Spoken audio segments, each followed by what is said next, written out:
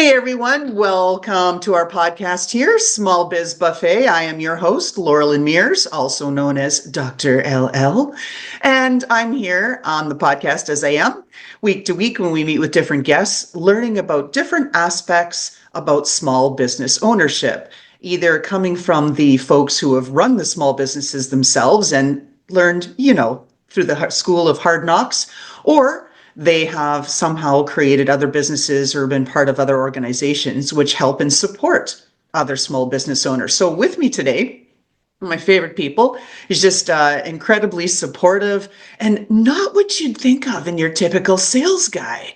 He is a masterful salesperson. He had his own company for many, many years, running and helping people build their sales and marketing and revenue growth strategies. He's been in biz dev for 20 years, currently at One Digital and one of their sales reps. And he is just a rock star sales guy that's going to tell you about what you need to know in making sales. James, welcome to the show. Thank you so much for having me, Laurel. It's great to be here. Like I said, it's exciting just seeing I'm going to switch things up here on the view. Just exciting to see what's gone on with folks and A break. technical difficulty there coming from the person who is supposedly in charge of a tech company. But anyway, James, welcome to the show.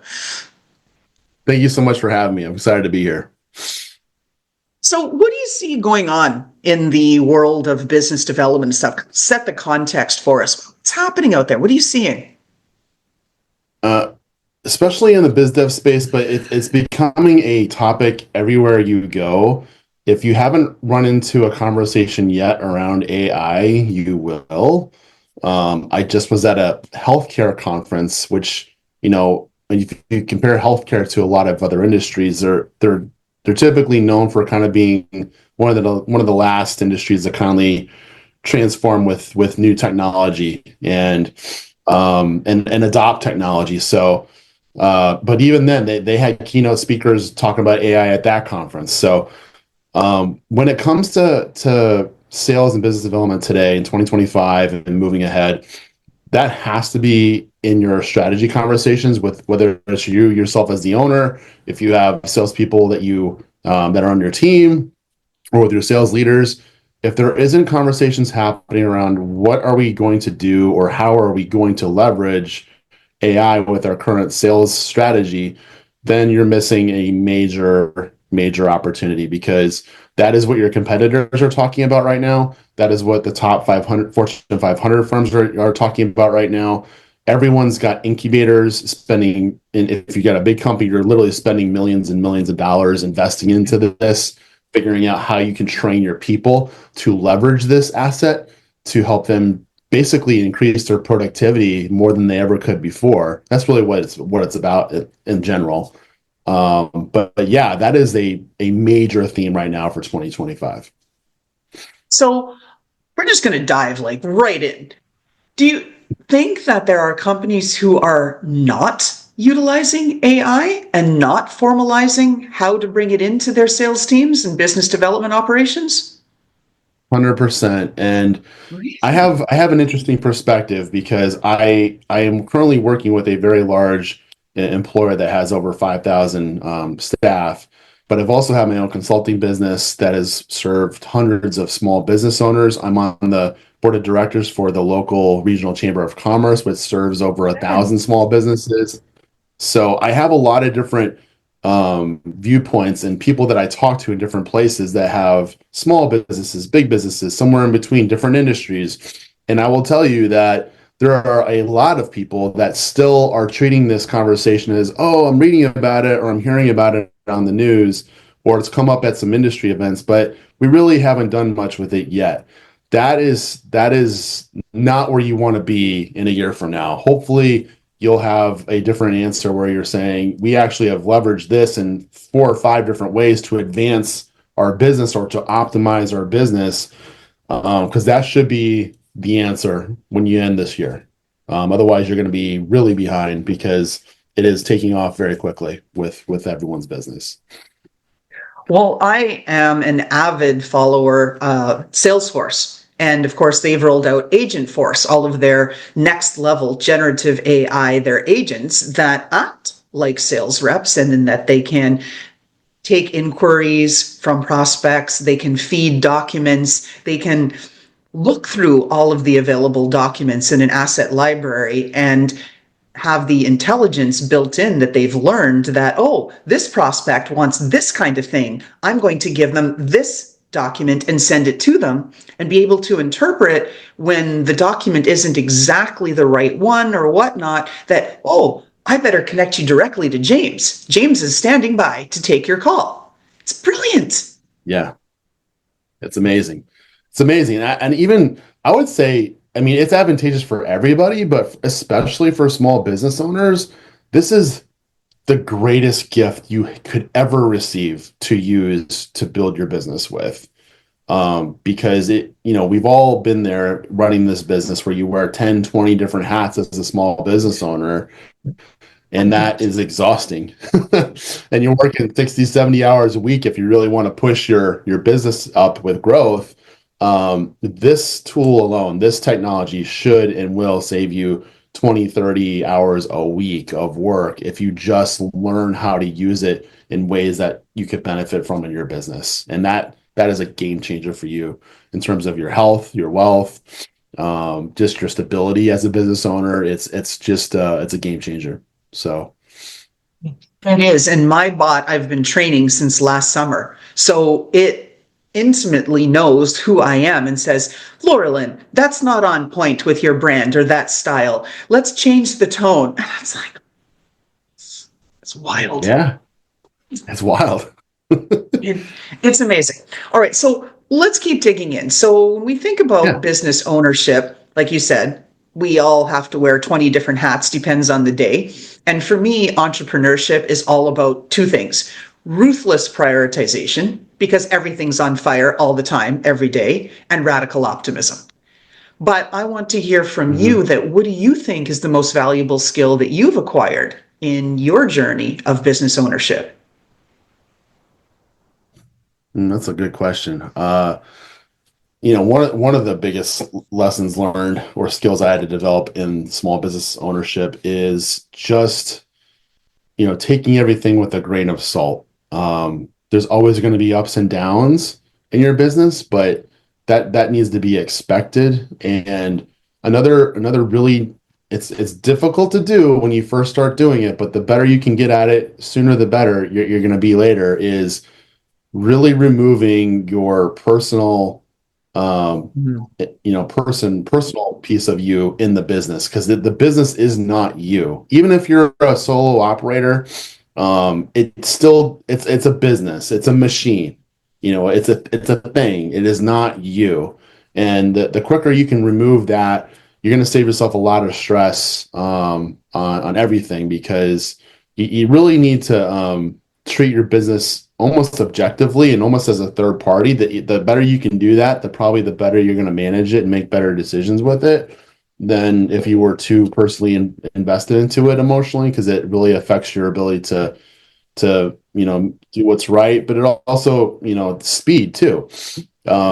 If you really protect your energy and your emotions and your time, you can run the business at a steady state. What I found, several times in my business is when things got difficult and very taxing emotionally or energy wise, because of whatever situation it was, it could slow me down for 2-3 days a week, at a time. And you are the main contributor to the business, so you gotta think of ways where you can mitigate that threat or that weakness to your small business, so that it's more consistent and more stable. It's so true. It took me a long time to emotionally extract myself from my business, because it's like, oh, this has to work because for 10,000 reasons, because I mortgaged my house, because right. And you just go like, wait a minute. Yeah. Right? That's not working. Yeah, okay, it's my fault in that I said, let's go down this path, and that path didn't work. I did research, but maybe not enough research, whatever, right? You can justify it 6 ways to sideways. But at the end of the day, you've got to look at it and say, oh, but wait a minute, here's a bright spot. If I pivot around that, and then you test and work that out, like, oh, okay, it's you have to, but you can't beat yourself up about it, and you can't cry over it. You have to keep moving forward. Well, that and I think one thing that I learned along the way, and I mean, you see this especially with like nonprofits or some really well put together small businesses from the go, is you never want to be in a position where it's just you talking to a wall with all your decisions that you're thinking about and making. You need to get a soundboard and have people that can hear you out and really have, it doesn't need to be like extremely detailed, but have a business plan for the year. Have a business plan for the next 90 days. And in fact, I read a book I really enjoyed recently called The 12-Week Year, where you treat the next 12 weeks as the full year. And if you miss your goals or if you mess up or something happens, guess what? You actually have three more years in the year left to That's get it so right. good. But it shows you how to think differently about, executing faster, making simpler decisions that are easier to do, but get stuff done, and have a plan, but also have someone accountable to hold you accountable to the Mm. plan. It could be anybody. It could be a friend. It could be a coach. It could be a business partner, whoever, but you got to have someone that can look at you every week and say, how did we do? And it can't just be you, because otherwise it's going to slow you down. And it's a slippery slope. Yeah, last week, well, we had snow and ice, and it was the holidays, and this week, and then like, oh yeah, and then I got sick. And okay, next week, right? And it easily becomes next year, right? So I see that. I love that. That's a great book. I've got Yeah, to look for that one. Excellent. Now, it's what awesome. about Yeah. your definition of success? Has it changed over the years? I know mine has, and so I'm really curious what other business owners think about what success looks like. It has actually for me. And I think early on in my business venture career, I looked at a lot of people online, a lot of influencers or Mhm. famous personalities or people that seem to have the thing or seem to have Right. figured it out and are doing it this way. And as a small business owner, you got to be really careful about that stuff. It's almost nice being in a bigger company where some of that you don't have to even really worry about that or think about that. But if you're on your own, it's just you, and there's a million different voices and personalities you could align with or pick from to listen to make you think a certain way and how to do what you do. You got to be really careful about that, because you can go down 20 different rabbit holes in the Mhm. next 90 days or even 6 months and end up nowhere at the end of Yeah. the year. Because really the most important voice in the room that you got to listen to is right here. And the thing that I, took a while to learn and to get better at is your brain is there for a reason. You have reactions and emotions and physiological responses to things that you experience on a daily basis. Those are things to tell you the truth of what you're learning Mm. and what you're experiencing. And the more you actually listen to that and really honor that, you'll build um, more self-esteem and more confidence within yourself.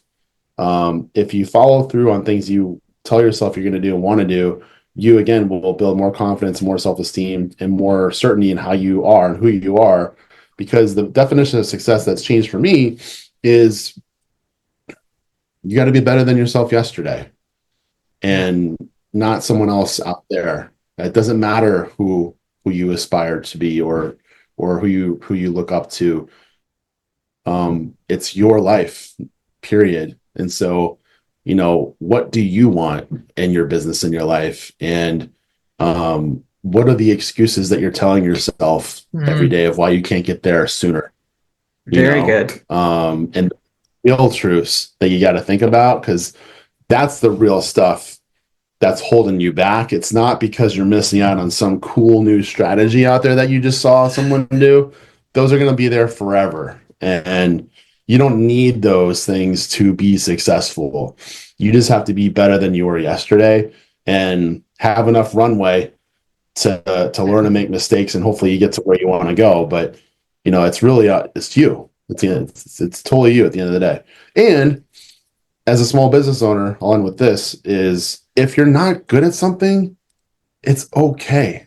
Like, you're probably good at one or two things, really good at one or two things of why you probably got into the business that you're in the first place.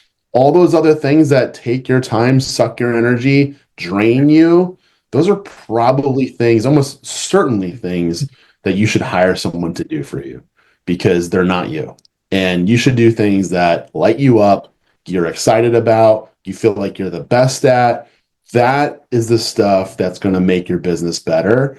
And the more you put yourself into stuff that drains you, you're going to slow yourself down and hinder success. So it's really about managing yourself.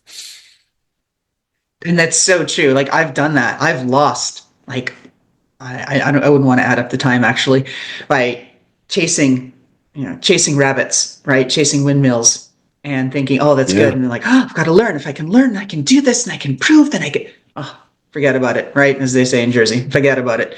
So move on to that. And if we think back, like way back, if you could write a note to yourself right now, James, to your younger self, right? We've all heard a question like this. What would you tell yourself on that first day of starting your business journey? What would you say? You'd say, James, what? I would say you're good enough to do this, and you're good enough to win. And you don't need this special piece of knowledge before you can take the next step in your thinking of what success is. You already are good enough to win. The most important thing to do is just go do and stop thinking so much. Because that's where you get in trouble. And the faster you take action and just learn from the action, the more you're going to move your business forward versus thinking about what you might do and who you might need to be or what thing you might need to learn. And thankfully, God, if we had AI 10 years ago or 15 years ago, whew, that would have been nice to be as a business startup. Right. Because you can literally ask, hey, what do I do? Or how would you do that? Right. And it tells you. I know. And like I said, I've been training my bot since last year, and it tells me to get on point. Laurelyn, that's orthogonal to your brand. Why don't you get and I'm like, it's telling me to focus like the squirrel, right? I'm like, no. You don't get to tell me to focus. I tell you what to tell me, right? Anyway, it's kind of funny. But again, okay, with AI and all of that, if I gave you $1,000 now and said, go forth and start a new business, what are the first things you would do? That's all you had, a laptop and $1,000, because a lot of our listeners, that's the situation they're in. They're young folks, either leaving high school or leaving college, and they're saying, wow, yeah, I want to start a business. What I want to do. I feel it. What advice? What would you do? What are the first steps? $1,000 and a laptop. What do you do next? Perfect. Well, you got a laptop, so that's good. You need that. You need internet. Make sure you have internet. Make sure you have a phone you can use to text people on, because that's important too. Beyond that, make sure you start learning and playing with AI immediately. And the first place I would start is if you have no idea how to use AI at all. What I mean by that is ChatGPT. Let's get specific. There's a lot of AI tools out there. Just go to ChatGPT. It's free, which is insane. Nice. That it's free, but it's the best gift ever. But here's what you do. So, and I actually have a prompt for this that I love sharing with people. So if anyone listens to this and they want me to send it to them, I will. But basically, go build a board of directors through AI. And it could be someone that's alive or dead, people that you look up to. Just make sure it's someone that's got a lot of information on the internet about. Ideally, they are alive, and maybe they have YouTube videos or podcasts or things that the AI can sense their voice and how they talk and how they think and all that stuff. They've written books, whatever. but pick a group of people that you would, if you had $1 billion, you would pay to have advise you and tell you what to do. But this is the AI free version of that. And build that board and then ask them questions. Ask them, hey, here's my idea on what I think I want to do in a business. What do you think? Or what are the trends in the marketplace that would align with what I'm thinking about? Or is this a bad idea? Should I change my thoughts and maybe go in a different path? Here's my best skill sets that I know I have. How can I use that to start a business? And AI will use all those kinds of questions and give you a million great ideas. And then once you get there, just keep drilling down. Well, how would I implement it? What should I do today? What should I do tomorrow? And with AI, you could literally build a bulletproof 90-day execution plan to launch any business that you want for virtually for free. It costs almost zero overhead and you're off and running. So that's where I would start. I like that's going to get like rockets. Like, I think that is absolutely brilliant. I'm thinking like, well, I can't wait till this podcast is over. I'm going to have to do that. Go back to my bot and say, hey, why didn't you suggest this? This is a brilliant idea. It also sort of ties into one of the questions I wanted to ask you was if you have to think about the wackiest or out there advice, right? Or counterintuitive bit of advice that you've heard on how to be successful that actually worked. What would does anything come to mind? That's an interesting question. I would say wackiest advice that actually worked. So I'm thinking of a couple things right now. And then it's in the context of sales, which is perfect because that's what we're talking about, on the podcast. But I got advice once from somebody on how to send an email or a text when you get ghosted. And there's all this sales training and all this stuff out there of like how to sell XYZ and whatever. And I got this advice and I'm like, there's no way that this is going to work. This sounds way too simple to be true. And it was literally like one little sentence, so easy to text, so easy to email. And it worked almost 100% of the time where I would hear back from that person that's been ghosting me for a week or a month or whatever it is. And so Are you going to share? Sometimes yeah, I know I do. I want to share. I want to share. I'm just trying to remember exactly what it is. It was something like oh God, no, I'm not gonna remember. But it was basically like, hey, I haven't heard from you in a while. I've tried to reach you several times, dot, dot, dot, dot, dot, lots of dots. Where do we go from here? And that's it. And you'll be shocked at how much response you get from that. And usually almost the entire time it's because someone's been busy and they just forgot, or it wasn't that big of a priority for them in the first place. So they kind of just put it on the shelf. But no one's been trying to be intentionally a jerk to you. They weren't thinking about it. So when you send them that, they feel bad, because you are valuable, your time's valuable. And it helps them kind of realize like, oh shoot, even if they tell you, hey, sorry, I've been busy, I'm actually not interested. They'll tell you, they'll just get back to you and just close the loop on it. But it was great. And that one little liner has helped me rescue a lot of conversations. I mean, it doesn't mean the deal got closed, but it helped put a closed loop on whatever that was. So that was one of them. And the other one I would quickly say is, pricing your product or your service, especially as a small business owner. We have the complex of the what's it called? The imposter syndrome complex, right? Where you don't think you're good enough or you don't have enough case studies to command this level of fee for whatever it is that you provide.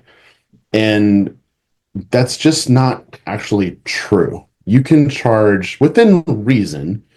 You can charge a really premium fee for what you service. Um, Consider your past experience, because I'm guessing that for most of the people that are building businesses, they're building something that because they've experienced it elsewhere and they have 5, 10, 15, 20 plus years of experience in something that they're really good at, and they never got paid for that premium value maybe to the level they wanted to before, but now they can because they're in their business now. Don't be afraid to charge a lot of money. And just realize that if you want to make, money faster and charge a premium service or a fee for your service, it doesn't mean the price is wrong. It might mean that your market is wrong. And you don't want to sell to people that can't afford you. You have to find the market that can afford you for that service. But don't be afraid to price it higher. Just realize it has to align with the market you're selling to. And that was a really important lesson for me to learn early that helped me a lot. So, It's like you were meant to be here consulting with, because that's one of the things I do. I undercharge all the time. People are like, that's it? Like, did I leave money on the table? Should I have charged you more? Do you want to pay more? No, no, no, that's good. That's good. And I have not gotten as good as I need to be at that, but this is my Thrive in 2025 year. So yes, I am getting better at that, as they say. Now, you've given us a couple of examples of the kinds of things where salespeople could do or should do better or differently. I want to ask you that if you had a chance to start now and be aligned with some business school, what's the course that you would demand is created for people coming into business school to learn? What do you think they need to know? What courses are in your mind that you think should be I would there, or say, topics? yeah. Um, I'm thinking of three. So one is 100% got to have an AI course. Have to. You have got to be learning how to use this Mm-hmm. tool. If you haven't realized this conversation yet, it's really important. um, but I learned that. Second, just as important is effective communication skills, period. You have got to sharpen how you speak and how you formulate your thoughts, how you formulate a conversation, drive it and lead a conversation, how to lead it to the next step. All those things are really, really important. And I thought I was fairly decent at that. And I went to a boot camp program last year through One Digital, which I was like, wait, what? And it was the most impressive 13-week like sale. It's focused on sales, but it was really about how to effectively communicate better in any setting. And you learned how you got to get coached on what you say, you get to listen to what you said, you get to like train yourself on how to speak differently, how to structure your conversations differently that are more strategic, more effective. Like it was insanely awesome, and it dramatically helped me with my sales conversations. So get an effective communication class. It will help you in so many ways. It doesn't matter if you're in your work, in your job, in an association, at a networking event. All those things matter when it comes to speaking really well. And then I would probably also say take a speaking class, like learn how to be a public speaker. Mm-hmm. Uh, that kind of goes along with that, but it's different. Learn public speaking skills and how you can use those both in person and online. Um, and then the last would be leadership. Just take a leadership course on how to be a good leader and how to inspire people, how to build relationships with people. Because as much as AI is in our conversations today, and it's going to be every day, the one thing that it doesn't replace is relationships. And a lot of industries, a lot of businesses still and will depend and thrive on good relationships. And that is priceless. So I just got back from a conference last week, from a healthcare conference, and this is a group of people that I've known now for over 15 years, and they're still there. And we have Mhm. great relationships that were built that long ago. And in some cases, are just now bearing fruit for things that I need today. So you can Yeah. never value what relationships are going to do for you in your life and your business. And if you treat them well, they're there forever. So It it is. Just this past week, I reached out. So one of my interns was looking for a job, so I tried to help her, and she said, "Oh, you know so and so at so and so company." I said, "Oh, geez, I haven't talked to him in a while, but yeah, we used to play competitive beach twos volleyball up and down the Great Lakes." So it's been a while. I can't play volleyball anymore, but there we go. We were good. And I reached out to him and he hooked her up and got her set and into the process and the interviewing and stuff. And after he screened her. And so you never know. Again, it is about being out there and connecting. It doesn't mean you have to connect weekly but you do have to tap in once in a while, see how they're doing and try to move it along. Like, yeah, you never know, right? Did I think 25 years ago we were playing beach volleyball that I'd ping him to see if he could help one of my interns get a job? No, that wasn't the well, thought. and that's life events help you remember this kind of stuff. But really, at the end of the day, you get one life, get one shot, and your legacy is going to be based on the people that you've impacted, you know, Right. and That's right. relationships come in, and there's nothing more important, in my opinion. Yeah. That's why we're here, is to help you positively impact each other's lives. Period. You know. It's perfect. We're going to go to one more question and then we're going to ask folks or tell folks how they can find you. So, my signature question: if we had a chance to look into your closet and we saw all that footwear that was in there, what pair of whatever, sneakers, boots, this, that, personifies who you are, James Jacobi, and gives us a glimpse of your personality and your style, and describe that footwear and why it's you?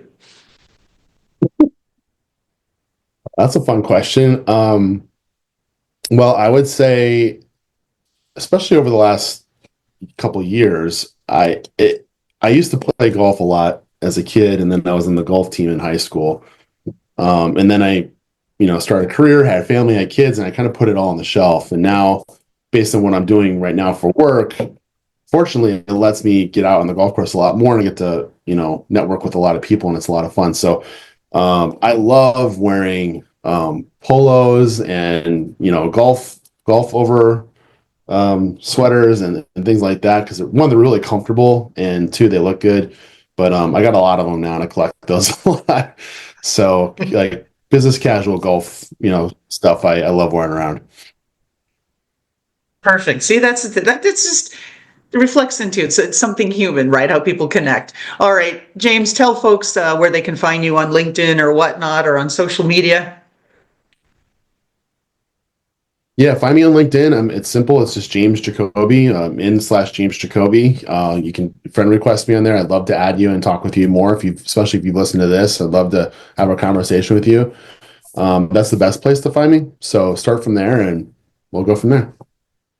Excellent. Well, thank you, James Jacobi, for giving us all kinds of great information and insights on how to do sales better, right? Because at the end of the day, if you're not making sales, there are problems. So thank you so much for being on the show. Thanks so much.